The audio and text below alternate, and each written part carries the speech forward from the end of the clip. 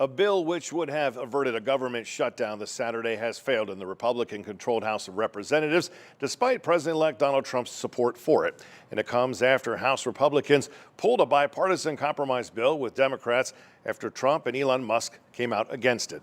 Fox 43's James Corrigan joins us now. And James, you spoke tonight with a local member of Congress about this situation.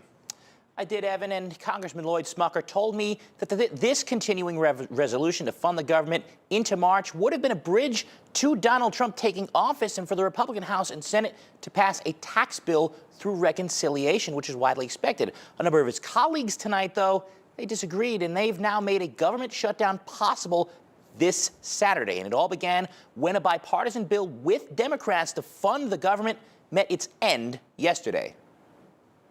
This just looked like a lot more waste, a lot more a sloppy bill. Congressman Smucker is speaking on the first continuing resolution put forward by House Speaker Mike Johnson after negotiating with Democrats.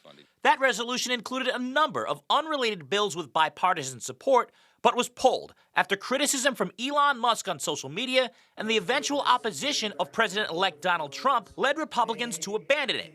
Johnson then put forward a new Republican proposal today, which omitted the vast majority of unrelated bills.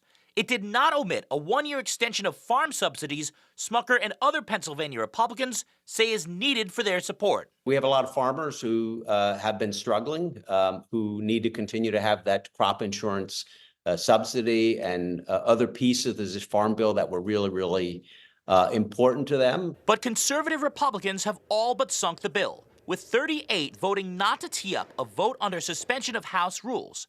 Members such as Chip Roy criticized its two-year extension of the debt ceiling, which the president-elect explicitly called for. It hasn't worked. We've continued to raise the debt limit, and debt has continued to increase. So if President Trump wants an extension of the debt limit for 2 years, I'm willing to support that. The vote brings the country closer to a government shutdown on Saturday.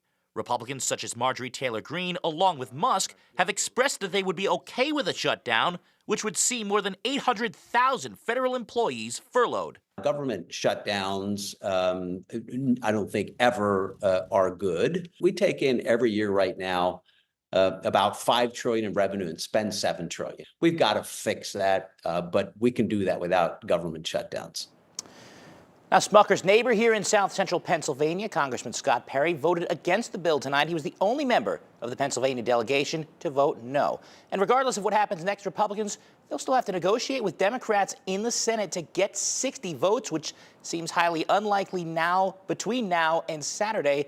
And at 12:01 a.m. on Saturday, the federal government will shut down. And if that happens, James, talk to us a little bit about what the immediate effects folks will see about that federal government shutdown. Well, Evan, it would mean a lot that most of the civilian workforce of the federal government, not deemed to be an essential worker, we haven't heard that term in a while, they would be furloughed. That would make up more than 800,000 federal workers in all departments. Now, locally, Gettysburg National Military Park, they would be affected. In the last shutdown back in 2018, the visitor center remained open, but the famous cemetery was forced to close for the duration of that shutdown. All right, James Corrigan, it'll be an interesting 24, 48 hours coming up. Thank you so much.